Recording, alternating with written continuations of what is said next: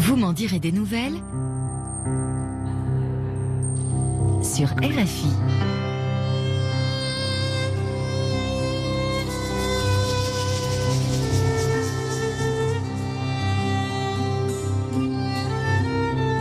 Et avant de se quitter, on termine en musique avec des réfugiés venus de Syrie, du Congo, de Birmanie et des Québécois établis de longue date dans la ville de Québec. Ils ont créé ensemble une chanson pour briser les barrières. Ensemble, ils ont tourné un clip qui met en valeur leur nouveau port d'attache au Québec. Pendant plusieurs mois, les chanteurs amateurs ont appris à se connaître et ont tissé de nouveaux liens, comme le raconte Pascal Guéricola.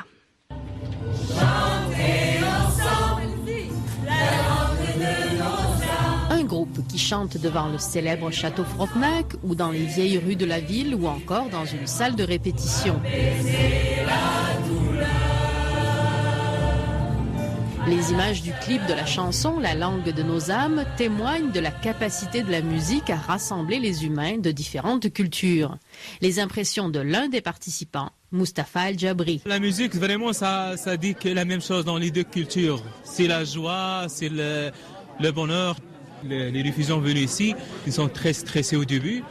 Mais nous, la musique, il a donc comme une sécurité psychologique. Ils sont très contents, on partage. C'est un bon contact. Il faut juste le contact. Le contact dont parle Mustapha constitue l'ingrédient de base du groupe Chantons ensemble. C'est une professeure de la faculté de musique de l'Université Laval à Québec qui a eu l'idée d'inviter des réfugiés syriens fraîchement arrivés dans cette ville, des immigrants plus récents et des Québécois nés ici à unir leurs voix pour se rapprocher. Au menu des rencontres hebdomadaires, la culture musicale de l'autre, qu'il s'agisse de chants en swahili, de rythmes syriens ou des classiques québécois comme Mon pays c'est l'hiver de Gilles Vigneault. Mon pays ce n'est pas un pays, c'est l'hiver. Mon jardin ce n'est pas un jardin, c'est la plaine, mon chemin. Jad Moussali, un Syrien d'Alep, a posé ses valises à Québec il y a un peu plus de 2 ans. J'étais, moi, surpris qu'ils chantent aussi la neige, l'hiver. Et ça m'a donné une idée que même leur musique est affectée par la température. Car chez nous, on n'a pas ce style de chansons. Oui, aussi, j'ai aimé une chanson, il nous a fait, des générations. J'ai aimé beaucoup cette chanson et la façon qu'il danse. Ça m'a donné comme si on est dans un endroit, à l'extérieur c'est froid, mais cette chanson, et quand on danse, ça réchauffe, oui, les cœurs et ça donne d'énergie beaucoup.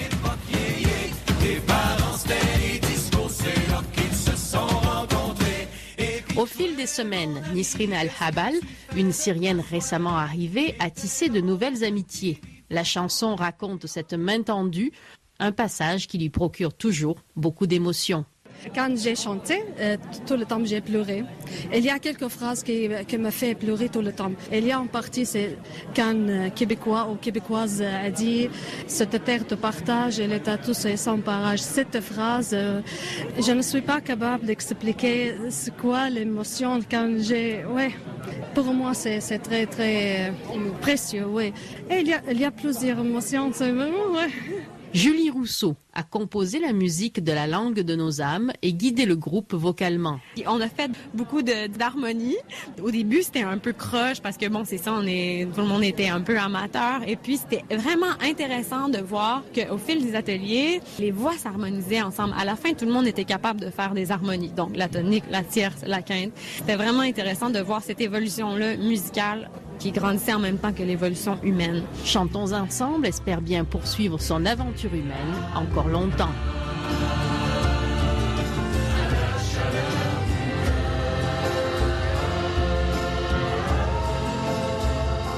Un reportage de Pascal Guéricola. Dans un instant, l'info sur RFI. Demain, Jean-François Cadet reçoit Christian Clot, explorateur et écrivain franco-suisse, Rodolphe, écrivain et scénariste, et Virginie Grenière, écrivaine et scénariste. Il présente 2 bandes dessinées consacrées aux grands explorateurs de l'histoire et vous m'en direz des nouvelles.